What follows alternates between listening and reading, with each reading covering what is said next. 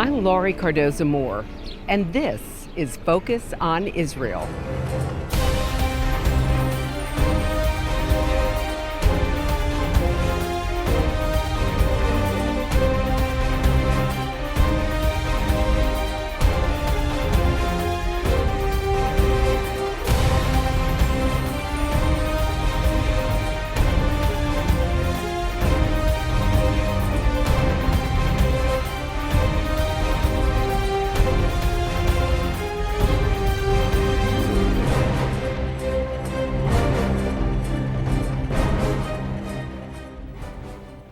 Do you know what day is the real Sabbath?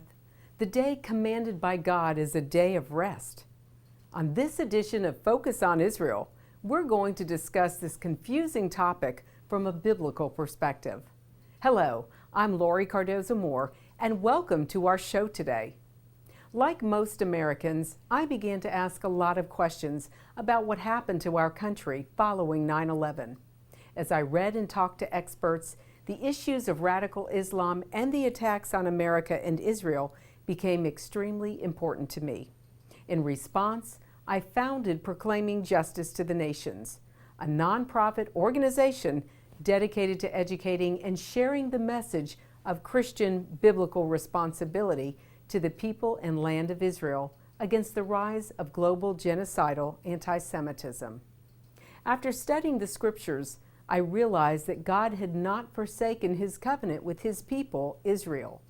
Unfortunately, there is a growing trend in Christianity to spread an age-old false doctrine and tradition called replacement theology. This heretical doctrine suggests that because the Jews denied Christ, the covenant promises given to Abraham, Isaac, Jacob, and their descendants now belong to the church. That is why during the Holocaust, many Christians turned a blind eye to the Nazi death camps. Many felt justified in their passive and active involvement because they believed the Jews were the Christ killers. For this reason, we must educate ourselves and share these truths. It is so very important that at this critical time in history, we must turn our focus on Israel. Today, we're going to be delving into exactly what is the Sabbath. Is it just for Jews? Should a Christian worship on Saturday? Did Jesus' followers continue worshiping on Saturday after the resurrection, or did they mysteriously switch to Sunday? When did Gentile believers begin meeting and keeping Sunday as their day of worship instead of Saturday? What did Jews think about Christians celebrating the Sabbath? To me, it's perhaps one of the most interesting aspects of not only the Holy Bible, but also the history of mankind and Christianity, and it's all summed up in a single day, the Sabbath. It was first mentioned the day after the first man, Adam, was created. God set apart the seventh day of the week from the other six. And it is so important, God made it one of the famous 10 Commandments, telling us to remember the Sabbath and to keep it holy. For thousands of years, this day of rest was observed on the seventh day of the week, Saturday. But if you ask Christians today, which day is the Sabbath of God? Most will undoubtedly answer Sunday. Just how and why did this change take place?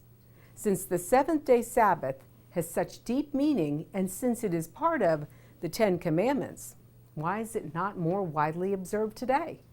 Why and who changed the Christian day of rest on Saturday to the primary day of worship on Sunday? Rabbi Shlomo Riskin of Efrat, Israel, has made it his life goal to bring Jewish traditions back to the Jewish people and train rabbis to do the same. His most recent endeavor has been the Center for Jewish-Christian Understanding and Cooperation. He says that there are sincere, wholehearted Christians who see the beauty of Jewish traditions. He goes on to say, if more and more Christians want to live the traditions as Yeshua did, it will finally compel more and more Jews to return to those traditions as Jews. The rabbi ponders, when Messiah comes, won't he be asking the Christians, why Sunday? Yeshua went to synagogue on Saturday. Then there's Brad Young, a professor of Judaic Christian Studies in the Graduate School of Theology and Missions at Oral Roberts University. He received his PhD at Hebrew University in Jerusalem in comparative religions, exploring the relationship between early Judaism and early Christianity. He notes that Christians are missing an entire world because they have no comprehension of the roots of the faith. He adds that more and more Christians are beginning to comprehend Jesus was a Jew. Jesus never changed religions. Brad says that to understand the Bible, we must learn about the foundations of the faith. More and more Christians are learning Hebrew, learning Jewish interpretation of Scripture, and finding the foundation for their own experience. Given a little insight from these prominent scholars, the Gentile believer can better understand their place embracing Sabbath as a holy day. So how did the day of worship change from Saturday to Sunday, from the time of Jesus and his followers to the present day? At one point in my life, I felt I had to know why I should or should not keep the Sabbath. I went back to the Bible, asking God to show me the truth. After years of reading the Word and studying, I concluded that the law, the Torah, was given to the Jews, and if one followed the law, one had to keep all the law as given to Moses, not just the 10 Commandments. In Exodus 12, verse 49, it states, "There shall be one law or Torah for the native and for the stranger who sojourns among you." No Jew believes they must keep Torah to be saved. As it states in the New Testament, Abraham was made righteous by faith. It is no different for any other Jew or believer in Yeshua. Instead, as Orthodox Jews believe, Torah is a guide to living that brings one closer to God. Looking closer, I learned that anti-Semitism beginning around 135 CE caused a division between Yeshua-believing Jews and Gentiles in the first century Messianic community. At the Council of Nicaea around 312 CE, Constantine de-Judaized the faith by changing the day of worship from Saturday to Sunday and forbidding the celebration of all Jewish holidays. But Matthew 5:18 quotes Jesus saying, "Yes, indeed, I tell you, that until heaven and earth pass away, not so much as a yud or a stroke will pass from the Torah, not until everything that must happen has happened." I would say those red letter sections are very important. Plus, we know that heaven and earth have not passed away, and all the prophecies of the Old Testament have not been fulfilled. So why have we accepted the false doctrine that it has? The doctrine that the Torah is invalid now. Increasingly, I see the necessity of understanding Judaism to understand the world, culture, and fabric in which the scriptures were written. The bottom line, Gentile Christianity that is not grafted into the natural vine of Judaism is not getting the lifeblood and foundation on which to build a true faith. The promotion of Sunday, commonly called the Lord's Day, was an integral part of the Reformation era conflict over church authority. The story of the Sabbath illuminates the heroic struggle for religious liberty fought through long centuries of repression and inquisition. We must come to see that the Sabbath stands as a sanctuary in time, transcending history and projecting its promise of rest into the eternal future. Next up, we'd like to play you an excerpt from a fantastic 5-part television documentary called The Seventh Day: Revelations from the Lost Pages of History, hosted by award-winning actor Hal Holbrook.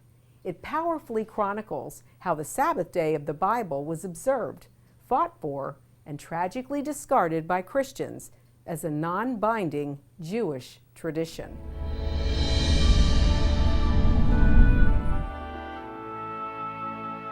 After the creation of human beings, the Bible reports that God marked the end of creation with a day of rest, thus establishing the weekly cycle for human life. Thus the heavens and the earth were finished, and all the host of them. And on the seventh day God ended his work which he had made, and he rested on the seventh day from all his work which he had made. And God blessed the seventh day and sanctified it, because that in it he had rested from all his work which God created and made. God creates the entire world in 6 days, and then he rests on the Sabbath.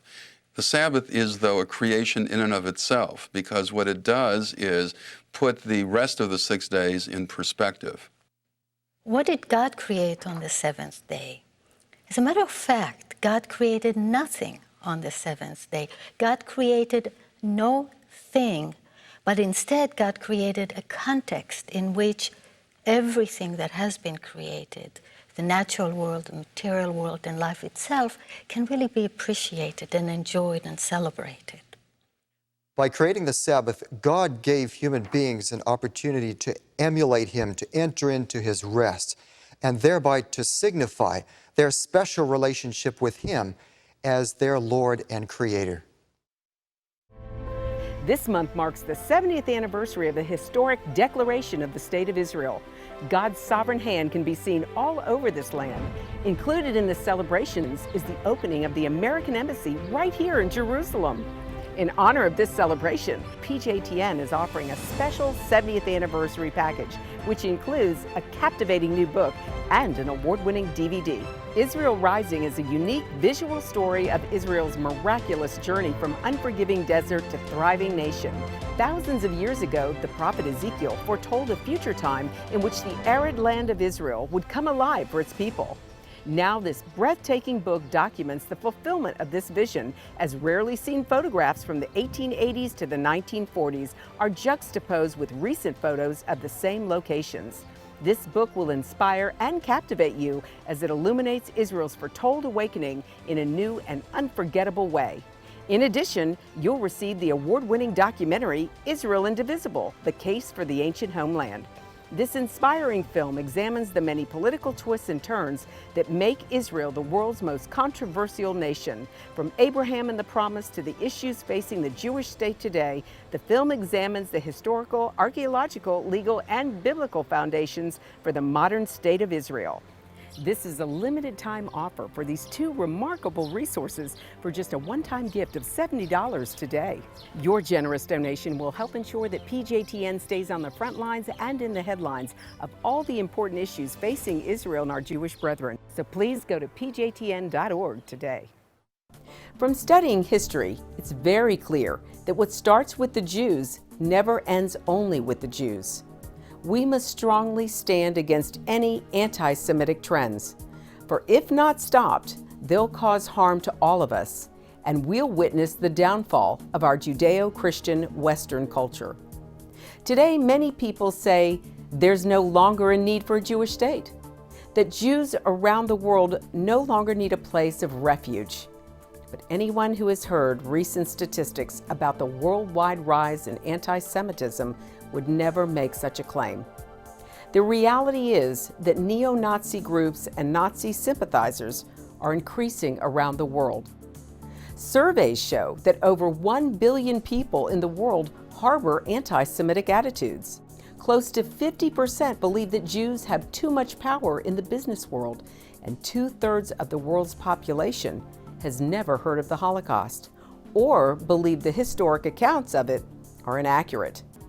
Don't let yourself be manipulated by evil people with a wicked agenda. When the self-serving villains are in control, good people from all religions suffer. Muslims, Christians, and all people of conscience should stand proudly and show respect for a country that gives so much to the world in so many ways. Do your part, do your research, and do what you can to make a difference. Because what happens in Israel does affect us all. This is not just a Jewish or just an Israeli problem. This is a problem for all humanity, for each and every one of us who believe in freedom and human rights. Learn more about what you can do at pjtn.org.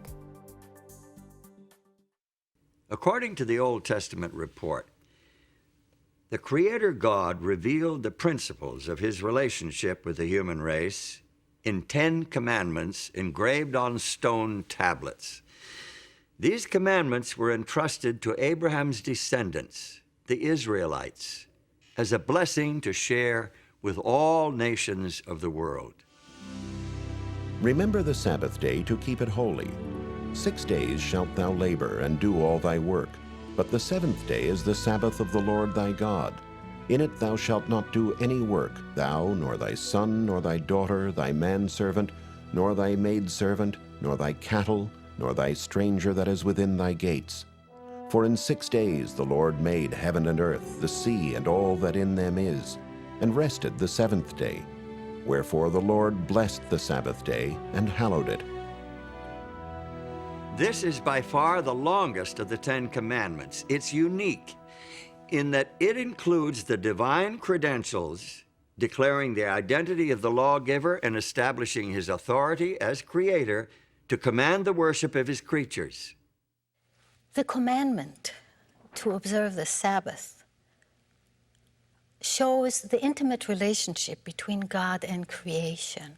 It shows that God not only creates, not only works to bring everything that is into being, the physical world, the natural world, and all that lives in it, but it also shows that God maintains intimate relationship with creation and steps back to withhold and to take in, as it were, everything that has been created, and celebrates and cherishes that which has been created.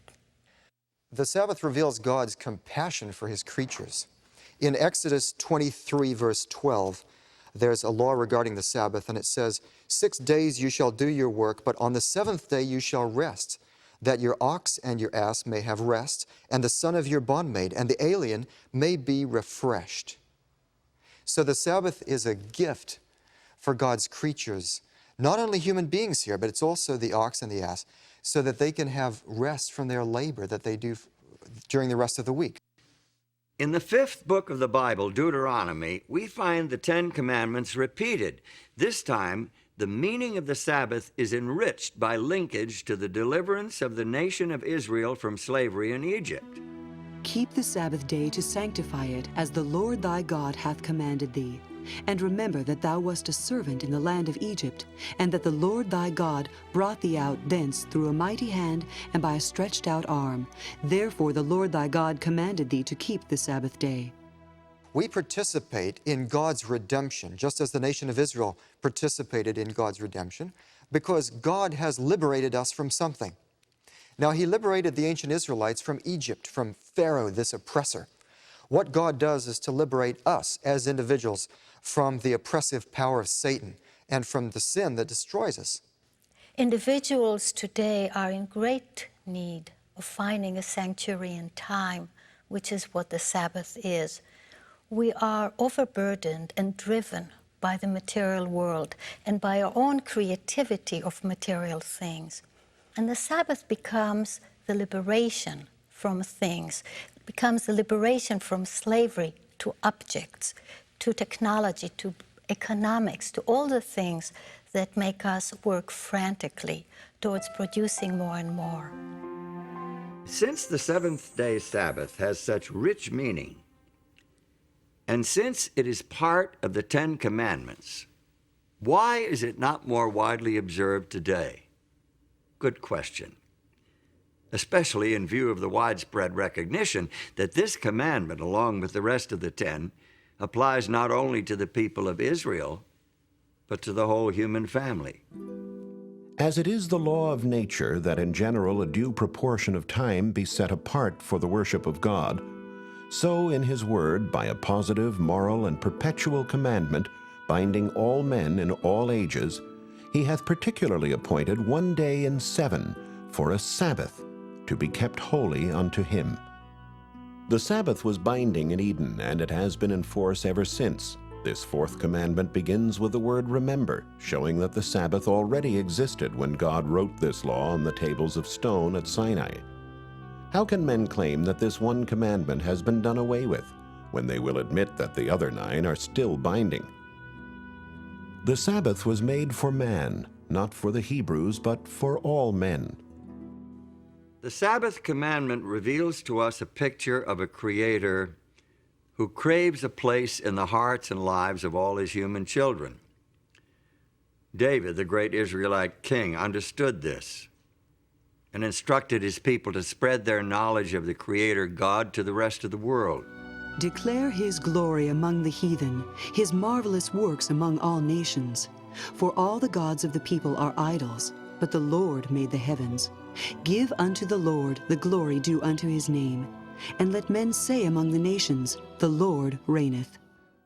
The Bible makes it clear that the Creator's desire was to attract the whole human family to true religion, true worship, so that all could share in the good things he intended to do for Israel. Also the sons of the stranger that join themselves to the Lord, to serve him, and to love the name of the Lord, to be his servants.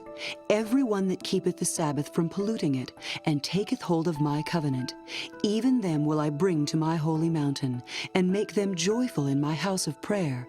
Their burnt offerings and their sacrifices shall be accepted upon mine altar, for mine house shall be called an house of prayer for all people. It's not hard to imagine the power of the Sabbath to restore and cement the relationship between the Creator God and his human children.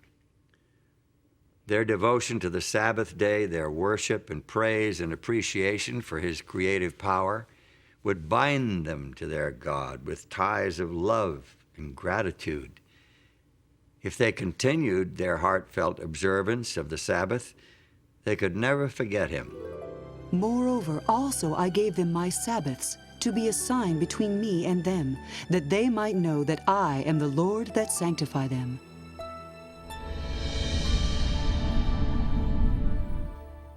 To learn more, I highly recommend this very thorough 5-part documentary. When we go deeper into the Sabbath on a future show, we'll feature another excerpt from the seventh day. More and more Christians are coming to the revelation and celebration of the true Sabbath. One such person who has seen the light is our next guest, Mr. Joseph Farah. Joseph Farah is an American author, journalist, and editor-in-chief of the conservative website WND.com. Born to parents of Syrian and Lebanese ancestry, he's a bit of a contradiction as an Arab-American Christian journalist. Farah worked for 6 years as executive news editor at the Los Angeles Herald-Examiner, later became editor of the Sacramento Union. In 1991, Farah left the Union and co-founded the Western Journalism Center. And in 1996, he received the Washington Times Foundation National Service Award. He gave me great spiritual insight into why the Sabbath was made for man. As a young person, kid, growing up in the Catholic Church as I did, I was always troubled by certain things like, reading the Ten Commandments and the Sabbath thing. I didn't understand why it is that, we're supposed to obey all these commandments, but I knew we weren't.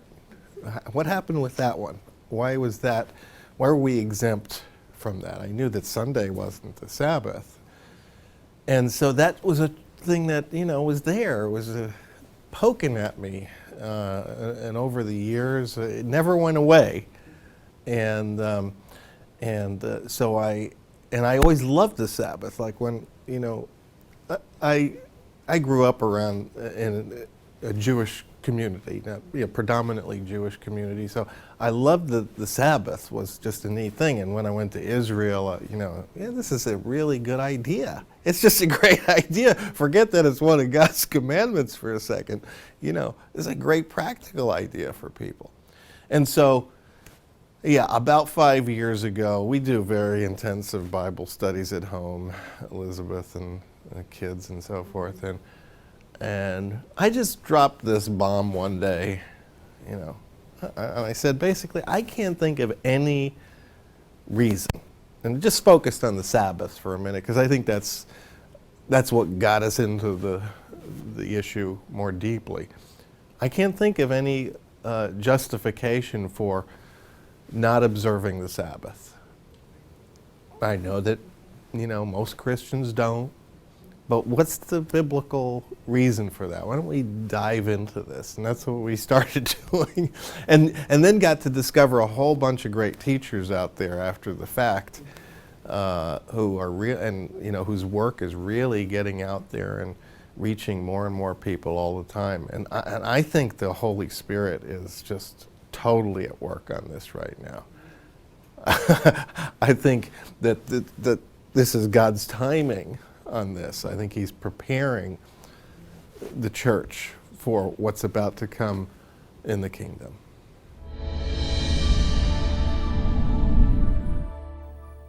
That's our show for today, and I want you to know we appreciate hearing from you. Please send your comments and questions to comments@pjtn.org. The time to take a stand is now. Be a leader in your community and in your church. One person can make a difference. Get involved with and support pro-Israel organizations such as PJTN. Call your senators, congressmen, the White House. Let your elected leaders hear from you. Visit our website to learn more. Sign up to receive action alerts and order our films to share with family and friends. Please encourage everyone you know to tune in and become informed. God bless you, and thank you for all you do on behalf of our Jewish brethren and all Israel. We'll see you next time on Focus on Israel. To support this program, send your tax-deductible gift to Proclaiming Justice to the Nations, P.O. Box 682711, Franklin, Tennessee 37068. You can also support PJTN online. Visit pjtn.org or call 1-877-873-9020. Focus on Israel is now available on DVD. Each program DVD contains a wealth of bonus materials, including the premier program that started it all, Focus on Israel, program number 1. Also, bonus interview cuts with experts in their respective fields. Informational videos from PJTN documentaries, including Israel Indivisible, The Case for the Ancient Homeland. Lest We Forget, 9/11 and the Rise of Islam. The Forgotten People, Christianity and the Holocaust. Disinformation, the secret strategy to destroy the West. Plus the award-winning music video, The Forgotten People. Focus on Israel program DVDs, great educational tools to combat anti-Semitism. Arm yourself and order today. Please go online to pjtn.org. To order, just click on the Store tab. Thanks and blessings from Focus on Israel.